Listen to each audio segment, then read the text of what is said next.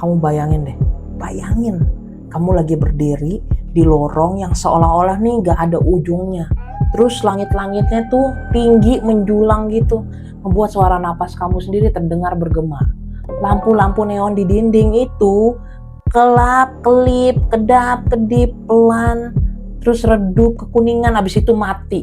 Gimana itu ya? Gimana kamu kalau ada di situ? Seakan tuh kayak ada yang mainin dari jauh. Udara di sana tuh nusuk tulang, dari ngerambatnya tuh dari ujung kaki ke ujung leher. Ujung leher sama sampai bikin bulu kuduk kamu berdiri tegak. Tiba-tiba, tanpa sebab yang jelas, bau melati yang sangat kuat menyengat menyeruak masuk ke hidungmu. Baunya kental banget, segar, tapi bercampur sama aroma samar yang asing dan bikin ngeri. Terus kamu lihat sekeliling, nggak ada pot bunga, nggak ada taman, nggak ada satupun tanaman melati di dalam gedung ini. Lalu dari arah belakang atau samping, terdengar suara gesekan kain panjang yang melayang di udara. Seret, seret, pelan, tapi kedengaran jelas banget di telinga. Kamu berani perlahan noleh, tapi yang kamu lihat cuma bayangan kamu sendiri di dinding yang agak lembab itu. Tapi tunggu, bayangan itu seolah punya tambahan siluet kecil di pundak kamu, atau sedikit lebih tinggi dari tubuhmu yang asli. Jantungmu berdegup cepat, keringat dingin mulai netes di pelipismu, dan kamu merasa ada sepasang mata yang sedang menatapmu tajam dari balik kegelapan.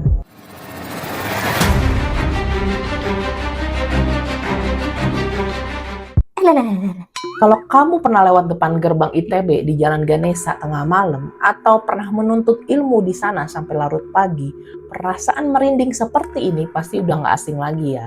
Tapi cerita yang mau Manai bagikan sekarang itu bukan sekedar imajinasi, karena kurang tidur, ngerjain laporan, bukan sekedar omongan iseng mahasiswa yang lagi uji nyali, dan bukan juga sekedar cerita seram biasa. Ini adalah kisah yang hidup, diwariskan dari mulut ke mulut selama lebih dari 100 tahun, mulai dari zaman THS masa perang angkatan 60-an, 70-an, sampai mahasiswa yang baru lulus bulan lalu. Semua menyebut satu sosok yang paling legendaris di kampus ini, Mrs. Ki Merah ITB.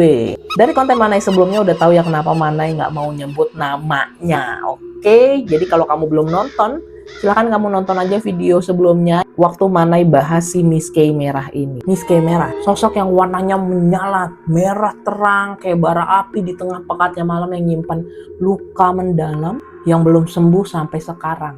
Jadi ada dua tempat yang menjadi saksi bisu perjalanannya dan paling sering dihindari orang-orang saat malam tiba. Jadi ini ada gedung PAU dengan lorongnya yang memabukkan arah, dan kawasan Taman Sari yang lampunya seolah nggak pernah mau nyala terang, redup mulu, remang-remang mulu. So, dengerin baik-baik ya.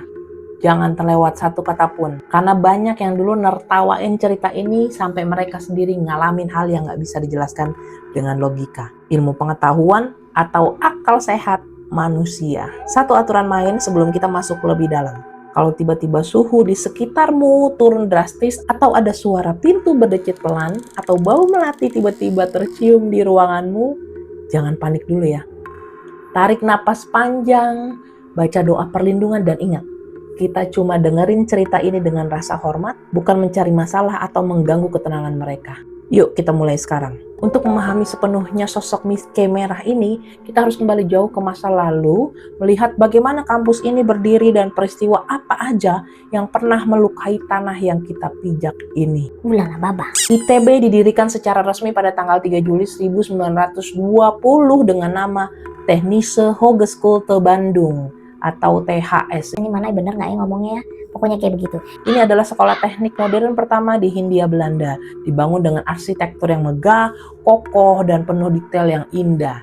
Temboknya tebel banget, jendela-jendelanya tinggi menjulang ke atas, dan koridornya dirancang supaya udara sejuk bisa masuk tanpa disadari. Desain ini justru membuat gedung-gedung ini selalu terasa dingin dan teduh. Bahkan saat matahari bersinar terik sekalipun, di sini lahir pemikir-pemikir hebat, insinyur cerdas, dan tokoh bangsa yang kelak mengubah wajah Indonesia. Tapi Manai nggak pernah berniat ke ITB sih waktu itu ya. Namun perjalanan sejarah kampus ini nggak mulus teman Manai, seperti garis rancangan arsiteknya Datang masa pendudukan Jepang yang membawa ketakutan, lalu masa perang kemerdekaan yang penuh pertumpahan darah dan pengorbanan. Kampus yang seharusnya menjadi tempat belajar damai berubah menjadi lokasi pertemuan rahasia para pejuang, tempat penyembuhan yang terluka, persembunyian dari kejaran penjajah, hingga tempat di mana banyak jiwa yang berpulang demi mempertahankan tanah air. Ini berat banget energinya, asli. Di tengah masa-masa gelap itulah kisah sosok wanita bergaun merah ini bermula. Katanya dia adalah seorang wanita muda yang cerdas, berpendidikan tinggi, cantik, dan sangat berani. Dia datang ke THS untuk menuntut ilmu.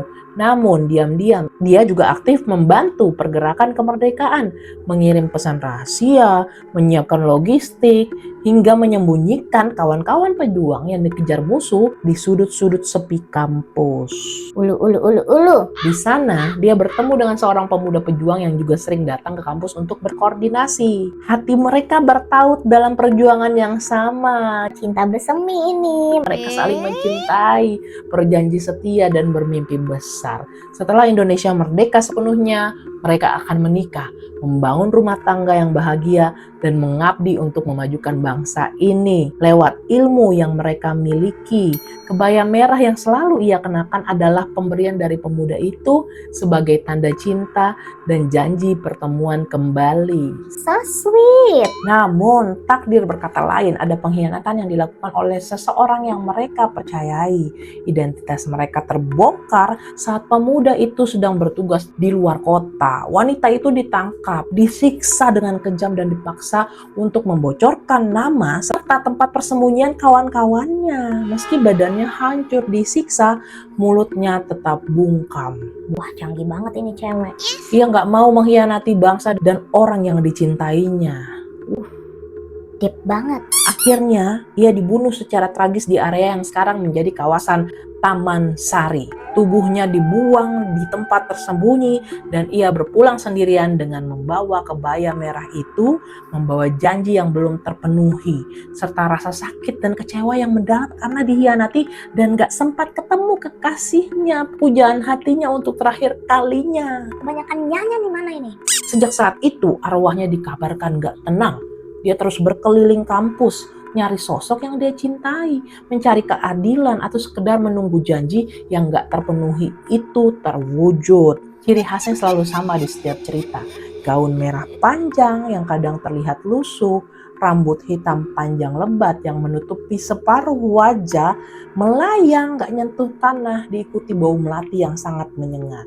Konon, melati adalah bunga kesukaannya semasa hidup. Dan kadang dia terlihat meneteskan air mata darah dari balik rambutnya. Santai dulu, minum air putih dulu, asal jangan minum air kobokan. Kalau kamu lagi merinding, jangan sampai kamu lihat kakak, temen, atau pacar pakai baju merah terus kamu lari kenceng kayak dikejar setan ya. Nanti malah dikira orang yang lagi stres atau kurang tidur berat. Tapi teman mana ya, cerita ini bukan sekedar dongeng pengantar tidur ya. Ada jejak sejarah nyata yang melatar belakanginya dan puluhan cerita yang menguatkan keberadaan sosok ini di kampus legendaris ini. Ulalalala baba. Sekarang kita melangkah masuk ke dalam area kampus menuju bangunan yang paling sering menjadi sorotan misteri, yaitu gedung PAU atau Pusat Antar Universitas. Mana sebutnya PAU aja ya. Kalau kamu pernah ke sana, pasti langsung paham kenapa gedung ini dianggap paling angker di ITB. Lorongnya sangat panjang, lurus tanpa belokan banyak, langit-langitnya sangat tinggi sehingga gema suaranya itu terdengar jelas dan pencahayaannya itu sangat minim. Pas siang aja rasanya tuh dingin, lembab, dan sepi banget, apalagi malam hari. Suasananya tuh sunyi, senyap, seolah waktu berhenti berjalan di sana. Konon, gedung PAU juga menyimpan sejarah kelam lainnya. Ada cerita tentang mahasiswa yang putus asa dan mengakhiri hidupnya dengan melompat dari lantai paling atas, tepatnya di lantai 8. Waduh, kenapa itu? Kasian banget. Banyak yang percaya arwahnya masih gentayangan di area atap, sering terlihat berdiri diam di tepi pagar menatap langit atau jalan raya di bawah. Namun sosok yang paling dominan dan sering muncul di lorong, tangga, dan ruang-ruang kosong adalah Miss K merah yang kita bahas ini. Ini. Ada fenomena aneh yang sering dialami orang di sini. Jadi efek lorong ini tanpa akhir. Banyak saksi mengatakan saat lewat lorong ini sendirian malam hari, Lagian kenapa iseng malam hari sih? Rasanya jarak tempuh jadi jauh lebih panjang dari biasanya. Padahal biasanya cuma butuh waktu 2 menit aja jalan, tapi rasanya udah jalan 15 menit lebih. Rasanya kayak selama itu. Ujung pintu keluar tuh nggak nyampe-nyampe. Itulah yang sering disebut dijauhi atau masuk ke dimensi lain sejenak. Lah.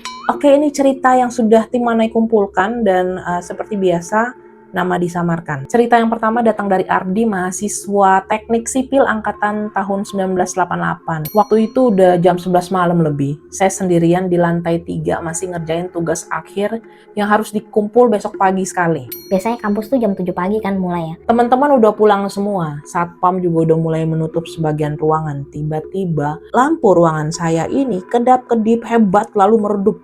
Wah, sampai hampir gelap total. Saya kira mati lampu, tapi suara dengung listrik nih masih terdengar samar gitu. Tiba-tiba bau melati yang sangat kuat nyeruak aja tuh. Padahal saya tahu betul nggak ada tanaman di dalam gedung ini. Perlahan saya melirik ke arah pintu yang terbuka sedikit menuju lorong.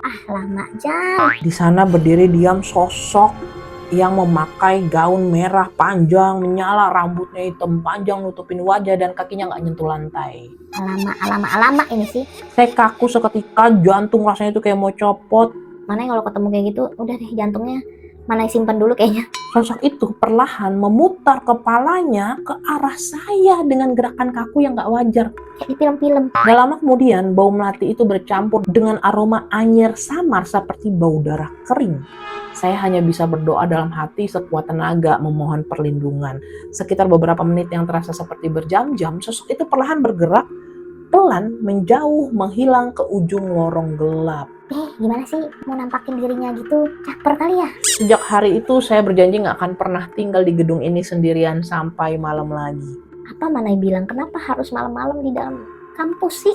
Cerita yang kedua dari Pak Daus, mantan Satpam Gedung PAU, bertugasnya nih tahun 95 sampai 2010. Jadi saya sudah menjaga gedung ini lebih dari 15 tahun.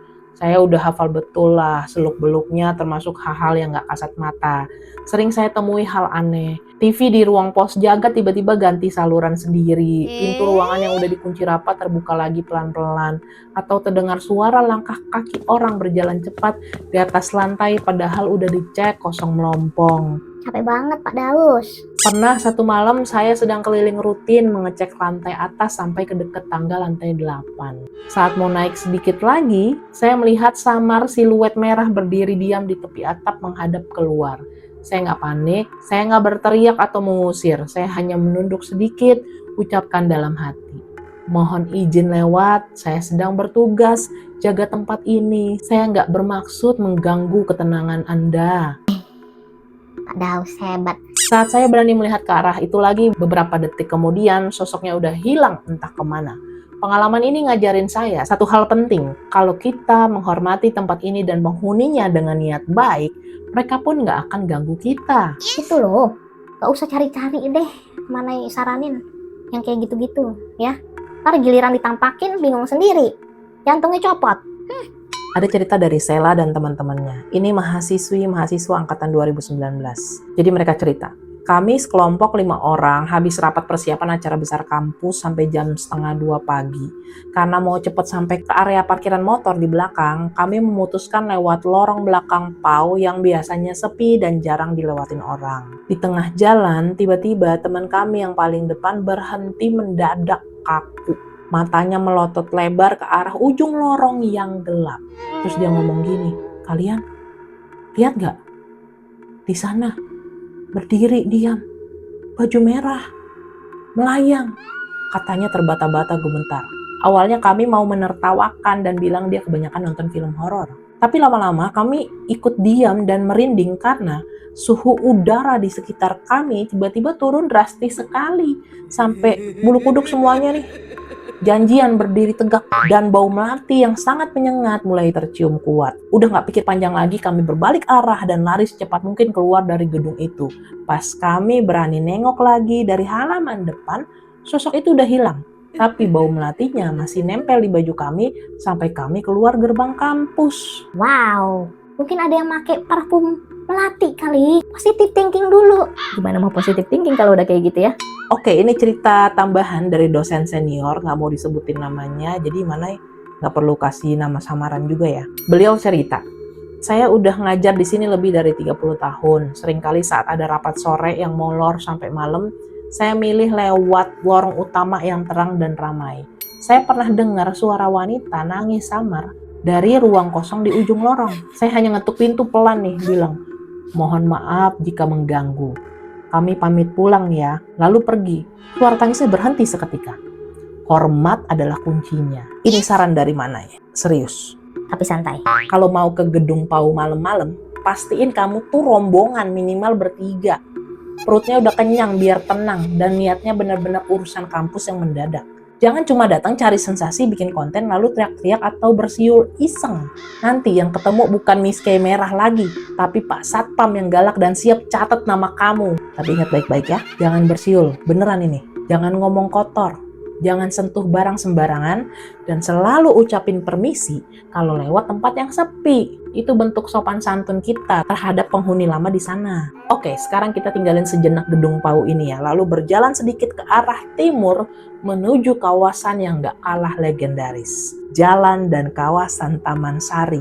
Jalan ini berbatasan langsung dengan kompleks gedung kuliah teknik sipil dan teknik mesin ITB. Terus gak jauh dari kebun binatang Bandung. Mana yang udah pernah ke situ? Ke kebun binatangnya maksudnya. Kalau kamu lewat sini siang hari, suasananya masih terasa biasa aja. Rindang karena banyak pohon besar. Tapi begitu matahari terbenam dan malam udah menjelang, suasananya berubah total. Jalan ini terkenal sangat gelap dan ada mitos yang sangat kuat. Setiap kali pihak pengelola atau pemerintah memasang lampu jalan yang baru, entah gimana caranya, lampu itu pasti pecah, mati, atau rusak. Gak lama kemudian tuh, entah karena angin kencang, gangguan listrik, atau hal lain yang gak bisa dijelasin. Faktanya sampai sekarang, Jalan Taman Sari tetap remang-remang dan minim penerangan. Ele. Konon, dulunya di area tanah luas dekat pohon beringin besar di sana, terdapat sebuah sumur tua yang dalam dan terowongan bawah tanah rahasia yang menghubungkan beberapa gedung penting di ITB. Sumur itu sekarang sudah ditimbun dan ditutup rapat, tapi katanya masih menjadi pusat energi tempat sosok Miss K merah ini sering bersemayam dan muncul. Di kawasan inilah sosok bergaun merah yang paling sering terlihat melayang-layang perlahan di antara pepohonan, berdiri diam di pinggir jalan, natap orang yang lewat, kanan, kiri, atau kadang bergerak mengikuti langkah orang dari kejauhan seolah ingin meminta tolong atau menyampaikan sesuatu. Mana yang merinding nih serius. Banyak saksi mata sepakat tatapannya tuh nggak penuh amarah, melainkan penuh kesedihan mendalam dan kesepian yang luar biasa. Tapi kalau kalian udah dengar ceritanya Manai sebelum-sebelumnya, kalau dia marah kayak gimana? Cerita selanjutnya dari Uki dan teman-temannya, ini mahasiswa angkatan 2008. Mereka cerita, waktu itu kami sekelompok 4 orang baru selesai acara di luar kampus dan pulang larut malam naik mobil. Karena penasaran dan ingin uji nyali iseng, Iseng kan? kami memutuskan lewat jalan Taman Sari yang terkenal angker itu. Di tengah jalan yang sepi, gelap, kami iseng matiin lampu utama mobil nih sebentar lalu berhenti sejenak. Kenapa harus iseng sih Uki? Percobaan pertama dan kedua aman aja, kami cuma ketawa-ketiwi sendiri. Tapi saat percobaan ketiga kalinya, tiba-tiba terdengar suara ketukan pelan tapi jelas di kaca depan mobil kami. Tok, tok, tok. Saat kami berani mendongak melihat ke depan, jantung kami rasanya berhenti berdetak. Di luar kaca depan nempel sebuah Nempel lagi. Nempel deh tuh sosok wanita berambut panjang hitam lebat mengenakan gaun merah menyala yang basah kuyup. Ih. Matanya tajam nih natap kami dari balik rambutnya. Bisa dibayangin kan? Si driver langsung panik dan nginjek gas sekuat tenaga lari ninggalin jalan itu. Sampai sekarang kami janji nggak akan lewat jalan Taman Sari lagi kalau udah lewat jam 11 malam. Makanya jangan iseng. Selanjutnya ini cerita dari Pak Asep. Jadi beliau adalah sopir angkot rute Taman Sari Ganesha. Udah jadi supir angkot sejak tahun 98. Saya udah puluhan tahun nyupir angkot di rute ini. Jadi saya udah biasa ngelihat hal-hal aneh di jalan ini. Sering saya ngelihat sosok bergaun merah melayang pelan di pinggir jalan. Kadang bergerak sejajar dengan laju angkot saya. Sebentar aja tuh lalu menghilang di balik pohon. Sampai segitunya ya? Pernah suatu malam ada penumpang mahasiswi yang duduk di sebelah saya. Tiba-tiba dia gemetar hebat dan berbisik pelan. "Pak, di sebelah kiri jalan itu ada ibu pakai baju merah. Jalannya melayang, Pak, dan ngeliat ke arah kita." Gawat. Saya cuma bisa tenangin dia sambil terus baca doa dalam hati dan mempercepat laju angkot. Saya tahu sosok itu ada di sana, tapi selama kita sopan, niat baik, dan gak ganggu, dia gak akan berbuat jahat pada kita. Dia cuma kesepian aja kayaknya. Saking kesepiannya itu, ayo siapa yang mau nemenin? Silahkan. Terus ada cerita dari Susi, mahasiswi FSRD angkatan 2021. Waktu itu saya harus pulang malam karena nyelesain tugas gambar besar. Kasian banget si Susi. Saya mutusin jalan kaki sebentar lewat jalan Taman Sari karena mau cepet sampai ke kosan. Saat saya berjalan melewati pohon beringin besar di tengah jalan, tiba-tiba saya dengar suara bisikan halus manggil nama panggilan saya dari arah pepohonan itu. Saya sangat kaget dan takut, tapi saya berusaha tenang dan gak noleh ke sumber suara. Saya terus mempercepat langkah sambil baca doa perlindungan tanpa henti. Bau melatinya nih kuat banget, kayak nyelimutin saya gitu. Jadi setiap langkah saya tuh kayak bau melati semua. Sampai saya benar-benar keluar dari area jalan Taman Sari ini. Besoknya saya ceritalah ke kakak tingkat saya nih. Dia bilang itu sering terjadi di sana sebagai tanda kita harus lebih berhati-hati dan selalu menghormati tempat tersebut. Ya. Selanjutnya cerita dari warga sekitar. Saya udah tinggal di sini sejak kecil. Dulu sering ada anak-anak yang bermain di sore hari sampai lupa waktu. Pas matahari udah mulai terbenam nih, sering ada yang bilang ngelihat sosok merah berdiri di dekat sumur tua. Orang tua kami ya selalu ngingetin ya, kalau lewat sana bilang permisi, jangan berisik. Sampai sekarang kami tetap ajarin hal itu ke anak cucu kami. Ya emang harus gitu sih Mbah. Mana yang mau ingetin nih, selain soal hal yang gak kasat mata di jalan Taman Sari, jalan ini juga rawan kejahatan dan jalannya agak berlubang ya. Jadi selain hati-hati menghormati penghuni lama, jaga-jaga juga barang bawaan kamu.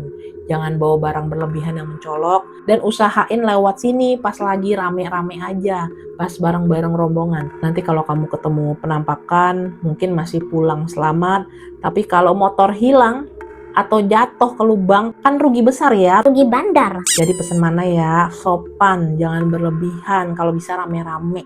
Oke? Tentu saja cerita tentang Miss Kamera ini nggak hanya punya satu versi doang nih. Dari generasi ke generasi cerita ini berkembang sedikit demi sedikit sesuai pengalaman masing-masing orang yang mengalaminya. Namun inti dan pesan utamanya tetap sama. Oke, dari yang kemarin-kemarin Manai bahas, sebuah jiwa yang terluka, belum tenang, dan penuh kesedihan. Ada versi yang mengatakan bahwa sosok ini bukanlah pejuang kemerdekaan, melainkan seorang mahasiswi cerdas yang jatuh cinta pada seorang pria yang berjanji akan menikahinya. Sayangnya, pria itu ternyata mengkhianatinya dan meninggalkannya saat ia sedang hamil besar. Wakondo ini.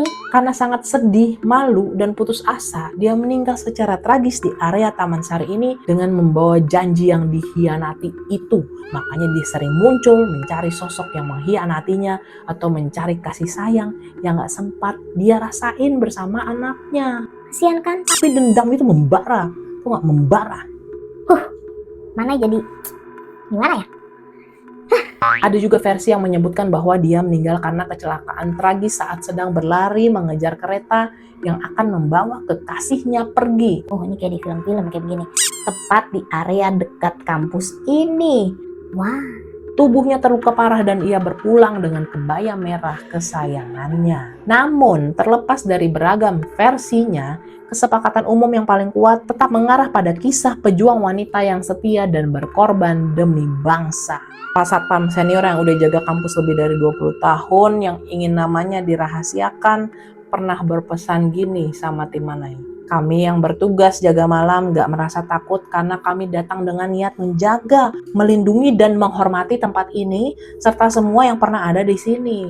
Setiap kali kami lewat lorong gelap atau area sepi, kami selalu ucapin salam dan permisi dalam hati.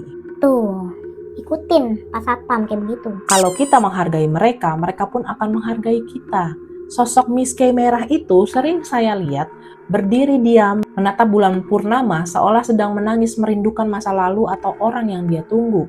Dia nggak jahat, dia cuma kesepian dan hatinya masih terluka. Banyak mahasiswa yang pernah melihatnya juga menyampaikan hal serupa. Tatapannya bukan memancarkan kemarahan atau niat jahat, melainkan tatapan kosong, lelah, dan penuh kesedihan yang mendalam. Bau melati yang selalu menyertai kehadirannya juga dipercaya sebagai wujud kelembutan hatinya yang masih tersisa meski udah lama tiada. Jadi mungkin aja dia bukan sosok yang menakutkan, tapi jiwa yang rindu didengar ceritanya dan dihargai pengorbanannya. Begitu. Ulala. Sebelum kita sampai di penghujung cerita ya, ada baiknya kita juga melihat sisi penjelasan logisnya supaya kita tetap berpikir seimbang dan gak terlalu larut dalam ketakutan semata. Yang pertama, bangunan tua seperti Gedung PAU dan bangunan lain di ITB dibangun dengan tembok yang sangat tebal dan ventilasinya tinggi, khas arsitektur zaman dulu. Hal ini ngebuat suhu di dalamnya selalu lebih dingin dibanding udara luar. Bahkan saat siang hari sekalipun, udara dingin yang tiba-tiba dirasain bisa jadi karena sirkulasi udara alami bangunan tersebut. Yang kedua, suara angin yang berhembus kencang melewati celah-celah pintu, jendela, dan lorong panjang bisa menghasilkan suara mendesis, berdesir, atau bergema yang kadang terdengar seperti langkah kaki, bisikan, atau tangisan samar. Apalagi kalau kamu parno, makin menjadilah itu. Yang ketiga, pencahayaan yang minim dan suasana yang sepi bisa memicu imajinasi manusia menjadi sangat aktif ya. Rasa takut yang berlebihan itu bisa membuat otak menafsirkan bayangan benda mati atau cahaya samar sebagai sosok makhluk lain. Yang keempat, fenomena lampu jalan yang sering rusak di Taman Sari bisa aja disebabkan oleh kabel listrik yang udah tua, instalasi yang kurang baik, atau terkena angin kencang dan ranting pohon yang jatuh. Padahal udah diajuin anggaran buat lampu, tapi nggak cair-cair. Kemana tuh anggaran? Namun, di balik semua penjelasan ilmiah dan logis tersebut, cerita tentang Miss K merah ini tetap lestari dan terus diceritain turun-temurun. Kenapa? Karena di dalamnya tersimpan nilai-nilai luhur yang patut kita teladani. Kesetiaan pada janji, keberanian membela kebenaran, pengorbanan demi bangsa dan negara, Mana nggak bisa begini loh. serta rasa hormat terhadap sejarah dan sesama makhluk, baik yang terlihat mata maupun yang tidak. Itu loh. Cerita ini ngajarin kita untuk nggak mudah mengkhianati kepercayaan orang lain, menghargai setiap jasa dan pengorbanan orang terdahulu, serta selalu bersikap sopan dan rendah hati dimanapun kita berada. Sejarah nyata perjuangan memang pernah terjadi di tanah ITB ini. Jadi menghormati kampus dan lingkungannya ini adalah bentuk penghargaan kita terhadap para pahlawan yang telah gugur. Energinya baik banget sih coy. Teman Manai, sampai di sini dulu. Dulu apa sekarang ya? Perjalanan kita menyusuri lorong waktu dan misteri tentang Miss K merah ITB, rahasia Gedung PAU, dan kesunyian Jalan Taman Sari. Entah kamu mau percaya keberadaannya atau enggak, satu hal yang pasti, setiap tempat yang menyimpan sejarah panjang pasti memiliki jiwa dan ceritanya sendiri. Dan setiap cerita, sekalipun berbalut legenda dan misteri, patut didengar dengan hati yang terbuka serta penuh rasa hormat. Di setiap konten Manai pasti akan Manai sertakan itu. Kalau nanti kamu jalan-jalan ke Bandung, ngelewatin Jalan Ganesha ini, atau berkesempatan masuk ke dalam lingkungan kampus ITB, Kasih tau Manai ya. berjalanlah dengan niat yang baik, hati yang tenang, dan tutur kata yang sopan. Ucapin permisi dalam hati saat melewati tempat yang sepi dan hargailah setiap jejak sejarah yang tertanam di sana. Siapa tahu sosok yang kita kira menyeramkan itu sebenarnya hanyalah jiwa yang terluka, kesepian, dan rindu ceritanya didengar serta dihargai oleh kita semua. Oke? Ini pesan penting dari Manai. Jangan kamu cari ketakutan dan sensasi semata hanya demi mendapatkan perhatian atau viral sesaat. Carilah hikmah, pelajaran, dan kebaikan dari setiap kisah yang ada. Karena misteri yang paling menakutkan bukanlah sosok yang berdiri di balik kegelapan, tapi kita yang lupa akan sejarah, hilangnya rasa hormat pada sesama, dan hati yang keras tanpa rasa kasih sayang serta empati. Kalau kamu punya pengalaman pribadi, cerita turun-temurun dari keluarga atau saksi mata lain seputar misteri kampus ini, silakan tulis di kolom komentar. Siapa tahu cerita kamu akan kita angkat di episode selanjutnya. dengan tetap menjaga kerahasiaan identitas jika kamu menginginkannya. Kalau kamu punya cerita horor, misteri yang lain, kamu bisa langsung aja isi form yang Manai sediain di deskripsi channel. Jangan lupa like dan share cerita ini ke teman-teman yang menyukai kisah misteri dan sejarah, serta subscribe Manai Berkisah supaya kamu tidak ketinggalan kisah-kisah seram dan penuh makna lainnya. Terima kasih sudah menonton sampai tuntas. Semoga kita semua selalu dalam lindungan Tuhan, diberikan ketenangan hati, dan dijauhkan dari hal-hal yang tidak diinginkan. Selamat istirahat, jaga diri baik-baik, dan jangan lupa kunci pintu serta jendela kamarmu sebelum tidur ya. Sampai jumpa di kisah misteri selanjutnya. Manai pamit, undur diri.